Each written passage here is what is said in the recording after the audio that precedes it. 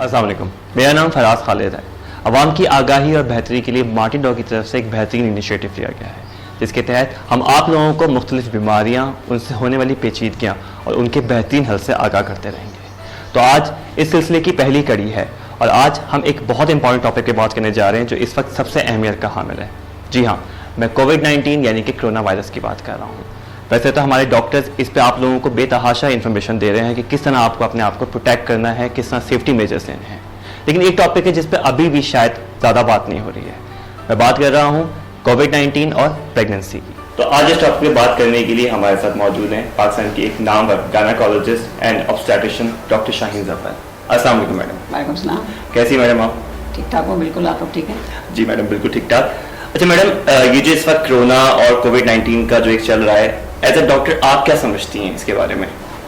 As a doctor क्या, अभी तो सारी आवाम इसको समझ रही है कि क्या मसला है। ये एक बीमारी है जो एक वायरस के थ्रू पूरी दुनिया में बहुत तेज़ी से स्प्रेड हुई है। इसका प्रॉब्लम यही है कि ये खुद इतनी ख़तरनाक नहीं है जितना ये तेज़ी से फैलने की वजह से ख़तरनाक हो जाती है। बिल्कुल। और हर एक को अफेक्ट करती है, बच्चों को कम अफेक्ट करती है, लेकिन बड़े बूढ़ों को और यंग लोगों को सबको अफेक्ट करती है। यंग लोग जो हैं, जो हेल्दी लोग हैं, वो तो थोड़ा बहुत नज़ला ज़ुकाम खांसी फ्लू हो के तो ठीक हो जाते हैं, लेकिन जो एल्डरली लोग हैं या जिनको थोड़ा कुछ और भी बीमारियाँ साथ में, खास से चेस्ट की, वो ज़्यादा सीरियस हो सकते हैं और उनके लिए जानलेवा हो सकती है। तो इसीलिए ये पूरी दुनिया में इसने बहुत ज़्यादा तबाही फैलाई हुई है और अभी ये पीक पे जा रहा है। अभी ये पाकिस्तान में भी और दूसरी दुनिया में भी बढ़ रहा है। जिसको पीक पे पहुँचेगा फिर नीचे आना शुरू होगा। मैम, अच्छी बात ये है कि हमारी डॉक्टर फ्रेटर्निटी काफ़ी इस पे सपोर्ट कर रही हैं लोगों को अवेयर करने के लिए कि ये कितनी ख़तरनाक है और उस पर किस तरह आप इससे बचाव कर सकते हैं। हाँ, इसकी खास बात यही है कि इसमें इलाज तो कोई है नहीं। आप 2 गोली खा लें ठीक हो जाए ऐसा तो होगा नहीं, या इंजेक्शन लगवा लें ठीक हो जाए ऐसा तो होगा नहीं। इसमें सिर्फ और सिर्फ बचाव करने वाली बात, एहतियात करनी है, इन्फेक्शन हमें ना लगे और अगर मेरे साथ मेरी फैमिली को भी ना लगे, मेरे आसपास के लोगों को भी ना लगे, बस इतना करना है। और इसमें इसके बचाव में ना कोई पैसा खर्च होता है, ना कोई मेहनत करनी पड़ती है, ना कोई दवाइयाँ वैक्सीन लगाने पड़ते हैं। सीधा सा एक घर लेके आप घर के अंदर बैठे, सही मिलना जुलना छोड़ दें। बिल्कुल, तो इससे बचाव होता है।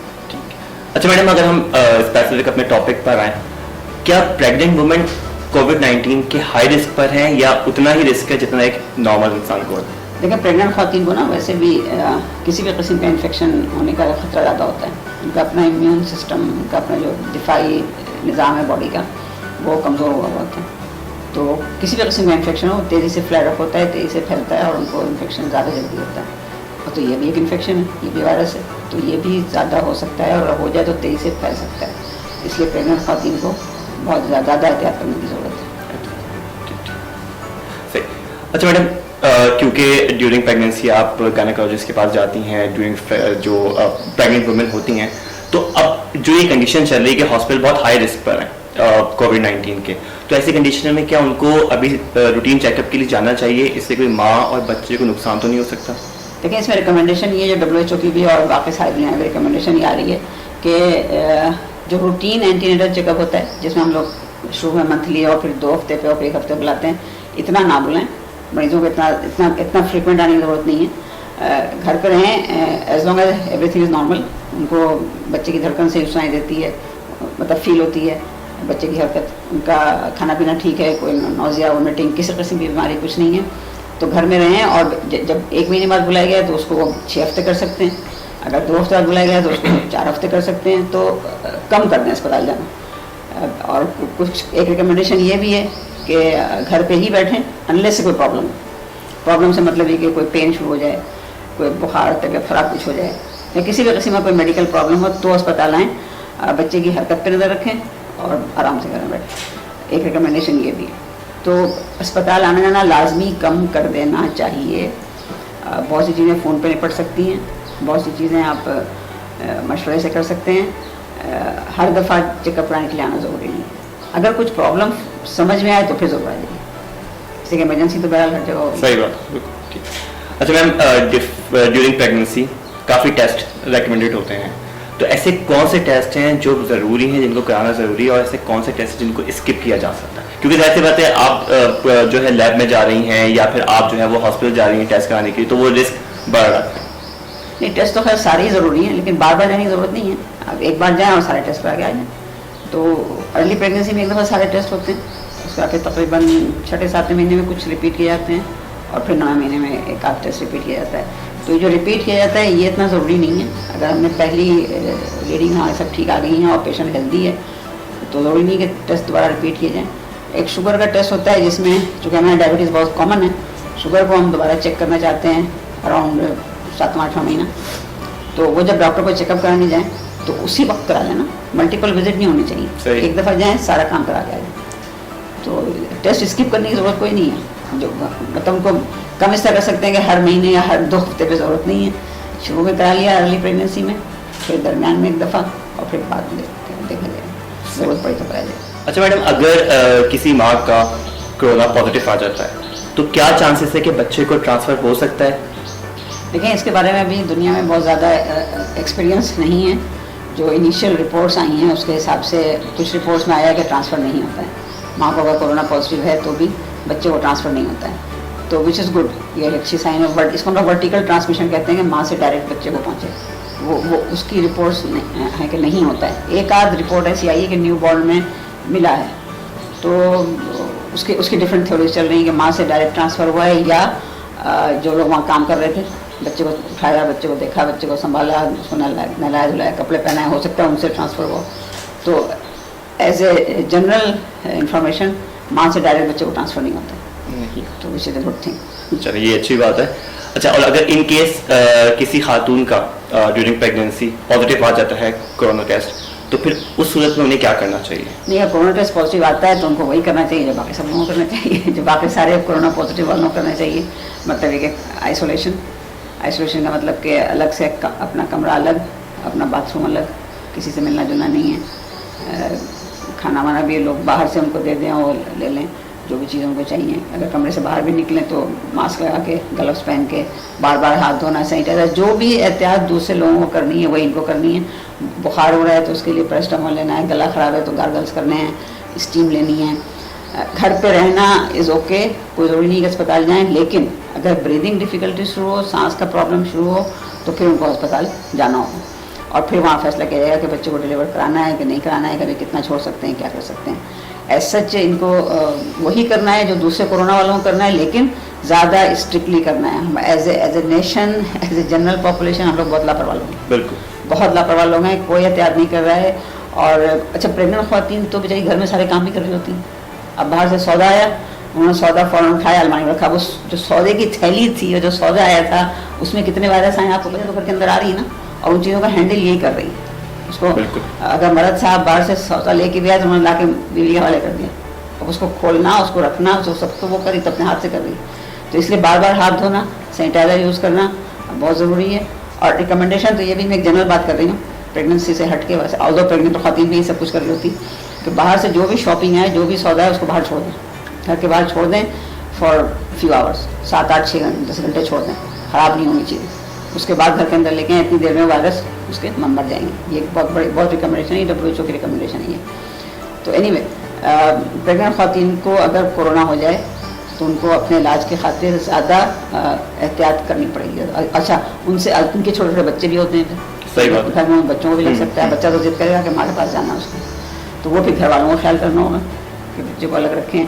और घर में आमतौर पर कोई ज़ईफ़ लोग भी होते हैं, आमतौर पर कोई चेस्ट ख़राब वाले लोग भी होते हैं, तो इन खातून से उन लोग को भी लग सकता है। तो बहुत स्ट्रिक्टली कमरे के अंदर बंद होना पड़ेगा, किसी से कोई कांटेक्ट नहीं होना चाहिए। और ये जो आप बता रही हैं कि सौदा जो है वो आप कुछ अर्सा बाहर रखिए, तो ये तो हमें नॉर्मल लोगों के लिए भी यही रिकमेंडेशन होनी चाहिए, या आम लोगों के लिए भी ये इस पे बहुत बड़ी रिकमेंडेशन है, इसलिए ये वायरस को फैलाने का बहुत बड़ा जरिया है। करेंसी नोट, आप सौदा खरीदते हैं, आपको दुकान वाला पैसे वापस कर रहा है, बिल्कुल किस किस के हाथ से हो गया है वो नोट, आपको क्या मालूम उसमें कितने वायरस लगे हुए हैं। तो आप जाते हैं पैसे निकालने के लिए, ATM पे आप बटन दबा रहे हैं, तो ये सब चीज़ें ऐसी, इन्फेक्शन फैल रहा है इसी तरीके से। तो इसमें एक बहुत बड़ा फैक्टर ये है, जो बाहर से शॉपिंग, इवन फ्रूट आप लेके आते हैं, सब्जियां लेके आते हैं, वो उस पर भी तो वायरस लगा हुआ है। तो उन सब को, मतलब सुनने में आपको बड़ा अजीब सा लगेगा, मगर वॉशिंग पाउडर में पानी मिला के सारे फ्रूट्स को धो दें, उसमें सब्जियों को वॉशिंग पाउडर में धो दें और फिर उसको साफ पानी में धो के अलग रखें। देखिए, वायरस तो आपको घर के अंदर नहीं चाहिए, बिल्कुल किसी भी सूरत नहीं चाहिए। हर सर्फेसेस पे वो लगा हो सकता है। आपने फ्रूट ला के यहाँ टेबल पर रखा, फ्रूट तो आपने धो दिया और टेबल लगा होगा, तो उसको भी साफ करना है। इतना स्ट्रिक्टली इसको देखना पड़ेगा, और ख़वातीन ही ज़्यादा इन्वॉल्व होती हैं कामों में, और यंग एज की ख़वातीन होती हैं, प्रेग्नेंट होती हैं, उनका अपना डिफेंस मैकेनिज्म कमज़ोर हुआ हुआ है, तो उनको फिर इन्फेक्शन लगने के चांसेस बहुत ज़्यादा हो जाते हैं। बहुत केयरफुल रहने की ज़रूरत है।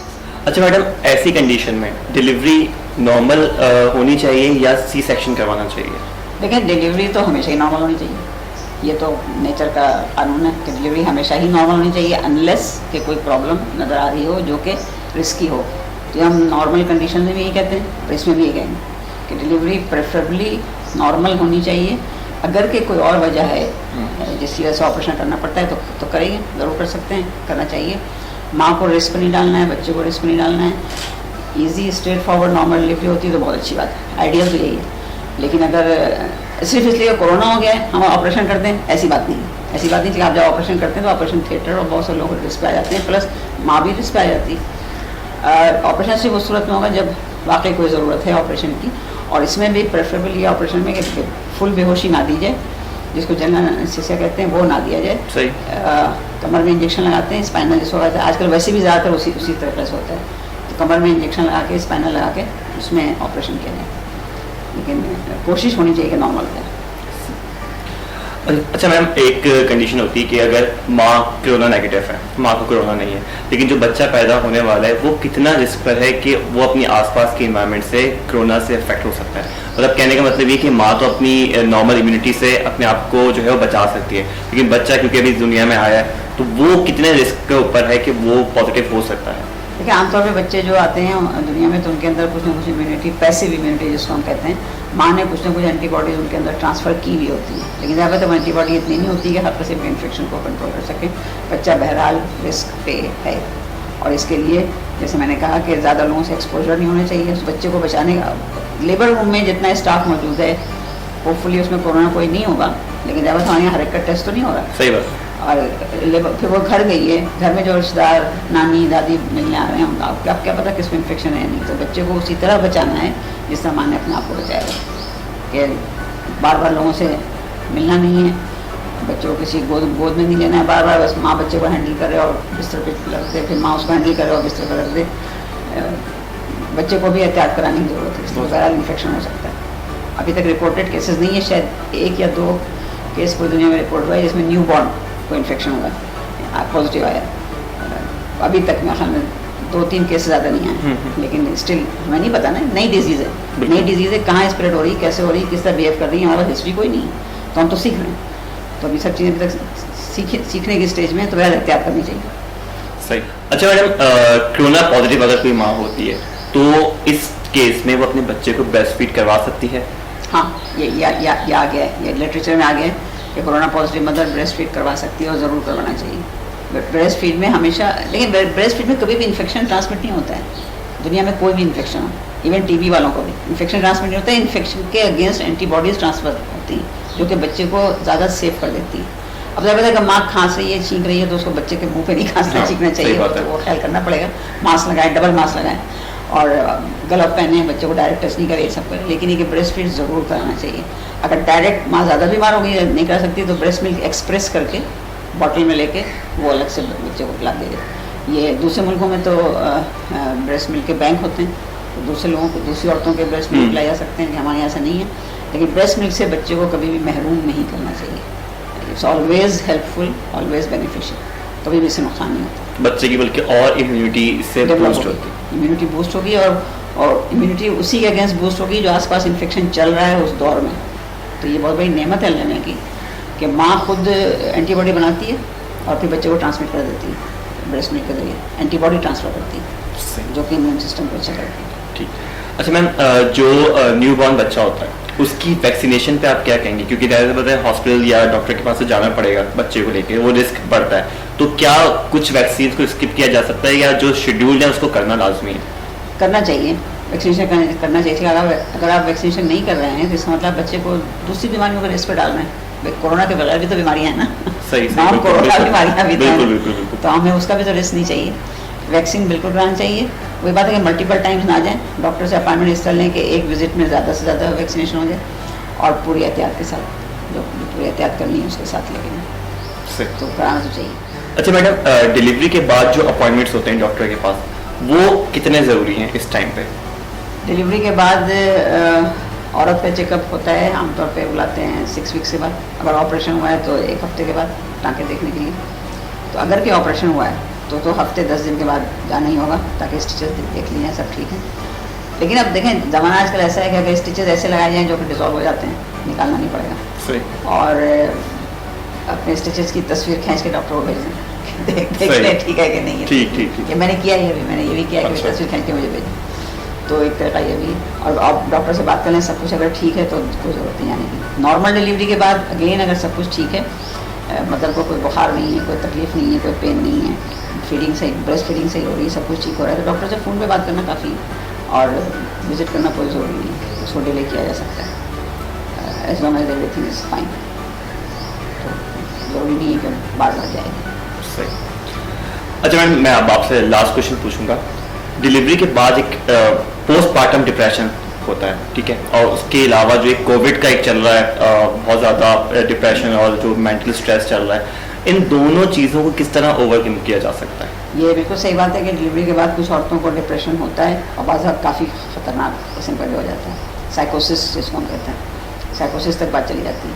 और कोविड का अपना एक डिप्रेशन है कि आइसोलेशन और क्वारंटीन और जो भी चीज़ें, ये दोनों जमा हो जाएंगी, और ऑफ कोर्स इन औरतों को बहुत ज़्यादा रिस्क होगा इस चीज़ का कि पोस्ट नेटल या पोस्ट डिलीवरी या डिप्रेशन, साइकोसिस, इरिटेबिलिटी, नींद का नहीं आना, बच्चे पे गुस्सा करना, घर वालों पे गुस्सा करना, ये सब चीज़ें होंगी। हमें तैयार रहना चाहिए, हर फैमिली को इस चीज़ के लिए तैयार रहना चाहिए। अगर कोई औरत है जो प्रेग्नेंट है और डिलीवरी होने वाली है, तो इसका ख़ास ख्याल करना चाहिए, और इसकी अर्ली साइंस ढूंढनी चाहिए। अगर आपको अर्ली पता चल गया कि डिप्रेशन स्टार्ट हो रहा है, तो फिर आप उसको जल्दी ठीक कर सकते हैं। और अर्ली साइंस सबसे पहली साइन होती है कि नींद नहीं आती। औरत कहती है मुझे नींद ही नहीं आ रही, मैं सो गई हूँ, रात भर लेटी हुई, मुझे लगता है कि मेरा दिमाग जाग रहा है, मुझे लगता ही नहीं कि मैं सो के उठी हूँ। फर्स्ट साइन यही होती है कि ये डिप्रेशन में आप जाने वाले हैं। और दूसरा, गुस्सा करना, बच्चे में कोई इंटरेस्ट नहीं, बच्चे को कोने में छोड़ा हुआ है, कुछ नहीं। तो ये सब चीज़ों को अगर शुरू में पिक कर लिया जाए, तो फिर हम क्या पता है मशवरा कर सकते हैं डॉक्टर्स के साथ, और उसको अगर मेडिसिन देनी है तो मेडिसिन देनी। सबसे इम्पॉर्टेंट बात ये कि औरत की नींद पूरी होनी चाहिए, चाहे दिन में सोएं चाहे रात में सोएं। अब क्या पता है न्यू बॉर्न है, रात को भी तंग करता है, दिन को भी तंग करता है, लोगों से कांटेक्ट कम है। पहले वो नानी दादी आके हेल्प कर देती थी, अब उनको भी हटा दिया है दूर के लिए, कोरोना की वजह से मिलना जुलना नहीं है, सोशल नहीं होना है, तो वो सारा फिर बर्डन उसी के ऊपर पड़ जाता है। So we must try to help her कि बाकी घर के दूसरे काम हम तो उससे हटा लें, वो सिर्फ अपने को देखे, अपने बच्चे को देखे, बाकी चीज़ों से तो उसको फारिग कर लें, ताकि वो ये सब चीज़ें कर सकें। और डिप्रेशन की साइंस जैसे मैंने कहा ढूंढनी चाहिए, जिसमें सबसे पहले कि नींद का नहीं आना, दूसरा इरिटेबिलिटी, भूख नहीं लगना, खाने में इंटरेस्ट नहीं है, ये सब चीज़ें जो अर्ली स्टार्ट हैं।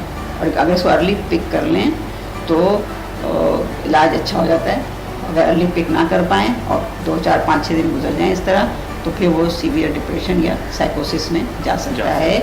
और आजकल कोरोना की वजह से एक नॉर्मल इंसान को भी डिप्रेशन के चांसेस ज़्यादा हैं, साइकोसिस के चांसेस ज़्यादा हैं। इसके लिए भी ज़रूरी है एक्सरसाइज, हर बंदे को घर के अंदर करनी चाहिए, और इन औरतों को भी करनी चाहिए, डिलीवरी के से पहले भी, डिलीवरी के बाद भी। एक्सरसाइज करने से क्या होता है कि आपके जिस्म में एंडोर्फिन रिलीज़ होते हैं। एंडोर्फिन वो हार्मोन है जो आपके जो मसल और पट्टे और ये सब चलते हैं, बॉडी चलती है, मूव होती है, तो एंडोर्फिन रिलीज होते हैं। एंडोर्फिन वो हार्मोन है जो मूड एलिवेटर है, ओके, जो खाम इंसान को खुश कर देता है। आपसे फील क्या होगा कि आप 2 मील दौड़ लगा के आए, तो आप यू फील सो गुड, हालांकि आप थके हुए हैं, हाथ पाँव दर्द कर रहा है, दौड़ लगा के आए, लेकिन बट यू फील गुड। तो ये एंडोर्फिन रिलीज होते हैं जो कि डिप्रेशन को ख़त्म करते हैं। इसलिए एक्सरसाइज करना काफ़ी हेल्पफुल है। इसमें चांसेस बहरहाल ज़्यादा हैं, इसका हमें केयरफुल रहना चाहिए इसके लिए कि इन औरतों में इसके अर्ली साइंस ढूंढने की ज़रूरत है। मैम, आपकी बात से एक मैसेज फैमिली वालों के लिए भी जाता है जो ये प्रोग्राम देख रहे हैं कि जब उनके घर में कोई ऐसी खातून हो तो उनको बहुत ज़्यादा केयर करनी चाहिए इस चीज़ के लिए। मैडम, अब हम प्रोग्राम के इख्तिताम की तरफ जा रहे हैं, और मैं चाहूँगा कि आप हमारी वो ख़वातीन जो कि इस वक्त प्रेगनेंट हैं और उनके फैमिलीज़ को कोई पैगाम देना चाहें कोविड के हवाले से, तो इसमें सबसे पहले तो उनको तो मैं पैगाम दूँगी। सबसे पहले मैं आप लोगों का, मार्टिन डॉग कंपनी का शुक्रिया अदा करना चाहती हूँ कि आपने इतनी एफ़र्ट की कि इस किस्म की जनरल नॉलेज का और पब्लिक अवेयरनेस का प्रोग्राम आप रिकॉर्ड कर रहे हैं और लोगों तक पहुँचा रहे हैं। उम्मीद है कि इससे लोगों को फ़ायदा होगा। इंशाअल्लाह। जो ख़ास मैसेज मैं देना चाहती हूँ प्रेग्नेंट ख़वातीन के हवाले से और कोरोना के हवाले से, कि प्लीज़ अपना ख्याल बहुत ज़्यादा करें और उनकी फैमिलीज़, उनके हस्बैंड्स इसको आम हालात की प्रेगनेंसी ना समझें। इसमें औरत को बहुत ज़्यादा केयर की ज़रूरत है, बहुत ज़्यादा सपोर्ट की ज़रूरत है, हस्बैंड की तरफ से भी और फैमिली की तरफ से भी। तो जितना ज़्यादा ख्याल और सपोर्ट कर सकते हैं प्लीज़। मैडम, मार्टिन डॉग की तरफ से मैं बहुत शुक्रगुजार हूँ कि आपने हमें वक्त दिया लोगों की आगाही के लिए, इस प्रोग्राम के लिए। बहुत शुक्रिया। अस्सलाम वालेकुम।